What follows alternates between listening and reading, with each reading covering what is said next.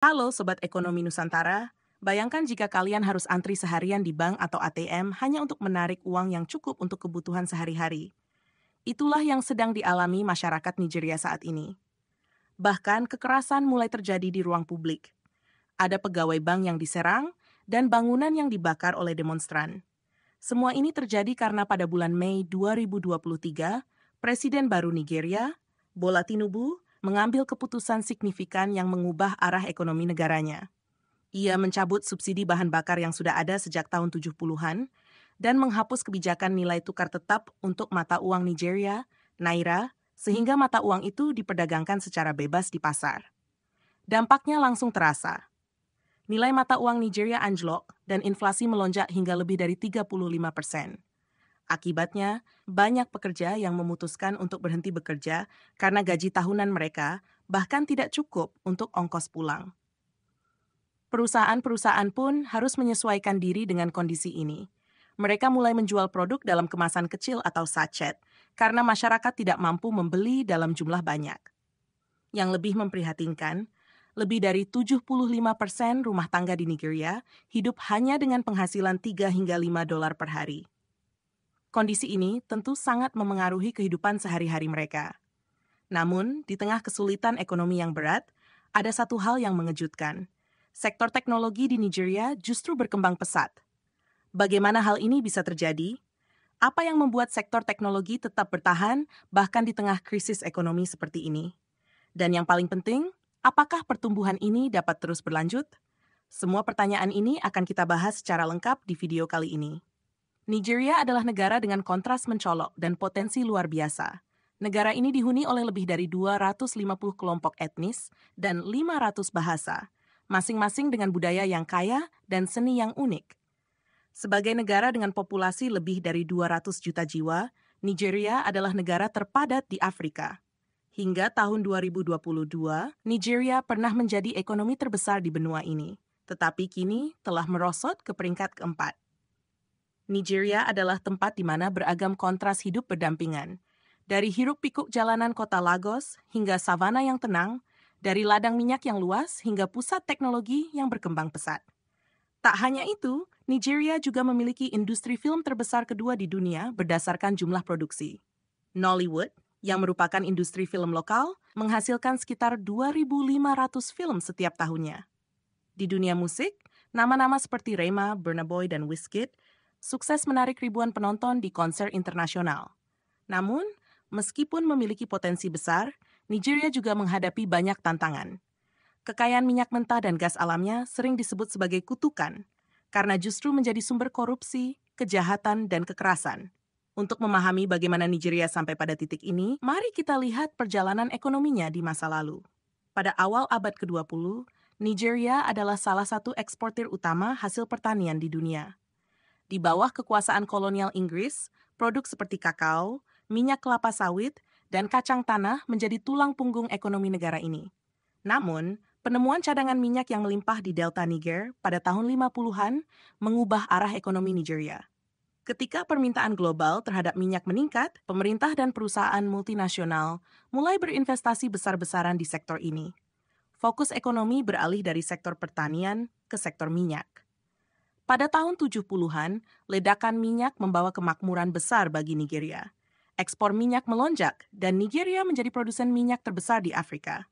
Pendapatan besar dari minyak memungkinkan pemerintah mendanai berbagai proyek besar, mulai dari modernisasi Lagos hingga pengembangan jaringan transportasi. Namun, ketergantungan pada minyak memiliki konsekuensi buruk. Ketika sektor minyak mendominasi, sektor pertanian yang dulu menjadi andalan ekonomi mulai terabaikan. Produksi menurun, mata pencaharian tradisional terganggu, dan keragaman ekonomi berkurang. Ketergantungan yang besar pada minyak membuat ekonomi Nigeria rentan terhadap fluktuasi harga minyak global. Pada tahun 80-an dan 90-an, ketika harga minyak jatuh, Nigeria mengalami resesi yang parah. Pendapatan negara merosot, utang meningkat, dan perekonomian menjadi tidak stabil. Kekayaan besar dari minyak, yang seharusnya menjadi berkah, malah menciptakan siklus korupsi dan salah urus yang terus menghambat kemajuan ekonomi dan politik negara ini hingga saat ini. Kisah bagaimana ledakan minyak di Nigeria memicu krisis korupsi dimulai ketika pendapatan dari minyak yang terus meningkat menciptakan godaan uang mudah. Korupsi mulai mengakar dalam berbagai bentuk, mulai dari penggelapan dana, suap, hingga kontrak palsu yang menjadi hal biasa. Sektor minyak yang dikuasai segelintir elit berpengaruh berubah menjadi ladang subur bagi praktik korupsi. Institusi negara yang seharusnya mengatur dan mengelola kekayaan minyak dilemahkan oleh praktik suap dan salah kelola, membuat rakyat Nigeria semakin terpinggirkan. Kekayaan sumber daya seringkali menjadi tantangan besar. Seperti di Nigeria, akses mudah terhadap pendapatan minyak yang melimpah justru memicu berbagai penyimpangan. Menurut Indeks Persepsi Korupsi, Nigeria saat ini berada di peringkat ke-32 dari bawah. Sebagai gambaran, pada tahun 2014, seorang mantan gubernur Bank Sentral yang dihormati diberhentikan setelah mengungkap dugaan penggelapan senilai 20 miliar dolar Amerika, yang setara dengan lebih dari 300 triliun rupiah. Namun angka tersebut hanyalah sebagian kecil dari dampak besar korupsi yang terjadi. Pertanyaan besarnya adalah, seberapa jauh Nigeria bisa lebih baik jika para pemimpinnya lebih jujur? Diperkirakan pada tahun 2030, ukuran ekonomi Nigeria, yang merupakan salah satu ekonomi terbesar di Afrika, bisa meningkat 3 kali lipat dalam nilai real. Bahkan, jika Nigeria berhasil menekan tingkat korupsi ke level yang setara dengan Malaysia, ekonominya diproyeksikan tumbuh hingga 37% lebih besar lagi. Dampak korupsi ini bisa dilihat dengan jelas. Ketika dana publik, yang sebagian besar berasal dari minyak yang dipompa di wilayah delta Niger bagian selatan, disalahgunakan, investasi pada sektor kesehatan, pendidikan, dan infrastruktur jalan ikut terabaikan. Namun, dampak korupsi tidak hanya terlihat pada aspek fisik. Institusi publik yang rentan terhadap korupsi seringkali mempekerjakan keluarga atau teman pejabat tinggi, bukan kandidat yang memiliki kompetensi terbaik. Hal ini membuat institusi menjadi tidak efisien dan gagal memberikan layanan yang seharusnya, seperti pendidikan berkualitas atau infrastruktur jalan yang memadai. Selain itu, tingkat korupsi yang tinggi juga berdampak pada daya tarik investasi asing. Di Nigeria, investasi langsung asing atau foreign direct investment terus mengalami penurunan sejak tahun 2012. Hal ini turut menjelaskan mengapa, meskipun kaya akan sumber daya minyak, semakin banyak warga Nigeria yang hidup di bawah garis kemiskinan. Standar hidup masyarakat Nigeria terus menurun.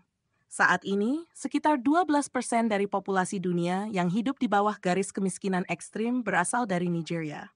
Inilah salah satu alasan mengapa cadangan minyak Nigeria sering dianggap sebagai sebuah kutukan, bukan berkah.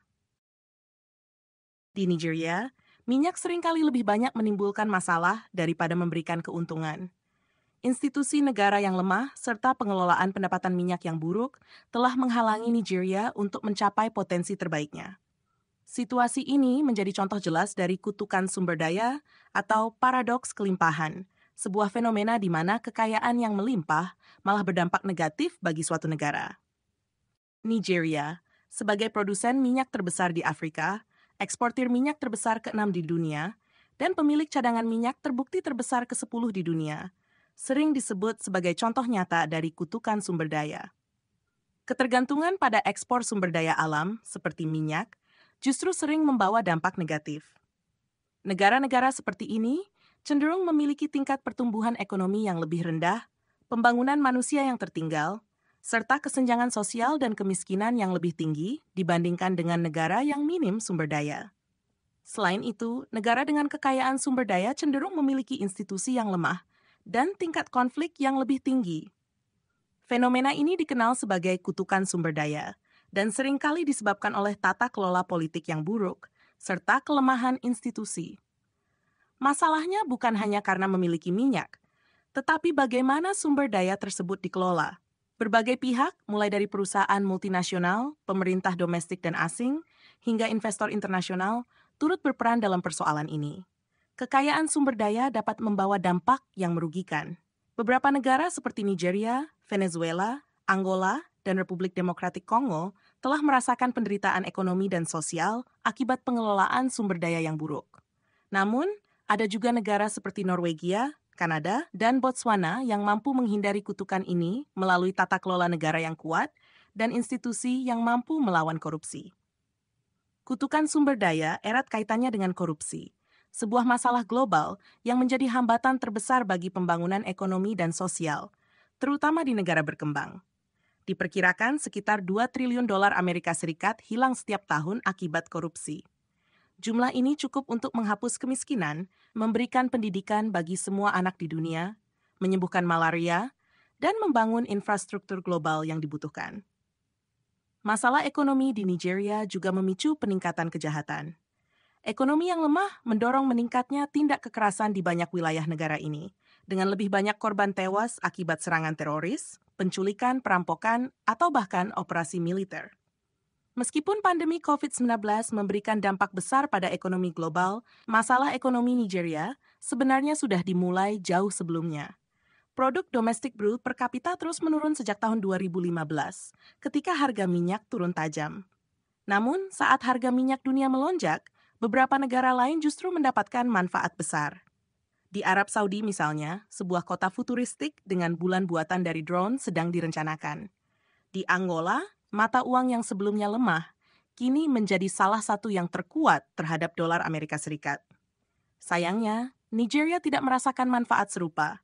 Kinerja ekonominya cenderung stagnan atau bahkan negatif. Salah satu penyebab utama Nigeria tidak mendapat manfaat dari harga minyak yang tinggi adalah penurunan produksi menjadi hanya sekitar 1,1 juta barel per hari, angka terendah dalam lebih dari 50 tahun terakhir. Penurunan ini menjadi salah satu alasan mengapa sektor minyak justru menghambat pertumbuhan ekonomi secara keseluruhan. Produksi minyak di Nigeria telah menurun perlahan sejak tahun 2005 dan semakin anjlok tahun ini. Bahkan, produksi minyak Angola baru-baru ini melampaui Nigeria. Salah satu penyebabnya adalah perusahaan minyak milik negara kekurangan dana setelah membayar subsidi bahan bakar, sehingga kesulitan menutupi biaya produksi minyak mentah. Masalah lainnya adalah pencurian minyak dalam jumlah besar. Diperkirakan sekitar 108.000 barel minyak dicuri setiap hari, setara dengan 5 hingga 20% dari total produksi. Pencurian dilakukan dengan berbagai cara, mulai dari melebihkan jumlah muatan pengiriman resmi hingga membobol pipa minyak untuk menyedot minyak mentah, yang kemudian diolah di kilang ilegal sebelum dijual. Banyak minyak curian langsung masuk ke pasar internasional melalui jalur-jalur ilegal. Walaupun minyak hanya menyumbang sekitar 9% dari PDB Nigeria, sektor ini memberikan 80% dari pendapatan ekspor dan sekitar setengah dari pendapatan pemerintah. Penurunan harga minyak yang berkepanjangan dari lebih dari 100 dolar Amerika Serikat per barel pada tahun 2014 menjadi kurang dari setengahnya dalam beberapa tahun terakhir, telah memperketat pasokan valuta asing. Biasanya, ekonomi akan menyesuaikan dengan menurunkan nilai tukar mata uang yang membuat impor lebih mahal dan bisa memicu inflasi jangka pendek. Namun, langkah ini biasanya membantu meningkatkan ekspor dengan membuatnya lebih kompetitif. Sayangnya, hal ini tidak berhasil di Nigeria. Pertumbuhan ekspor yang berkelanjutan membutuhkan lebih dari sekadar membuka perbatasan. Banyak bisnis di Nigeria terhambat oleh birokrasi dan kegagalan pemerintah. Pemerintah menjadi salah satu penghalang terbesar bagi dunia usaha di negara ini. Pemadaman listrik sering terjadi, jalan-jalan rusak, dan pelabuhan-pelabuhan terlalu padat. Bahkan, biaya memindahkan satu kontainer sejauh 20 km dari pelabuhan Lagos ke pusat kota bisa mencapai 4.000 dolar Amerika Serikat.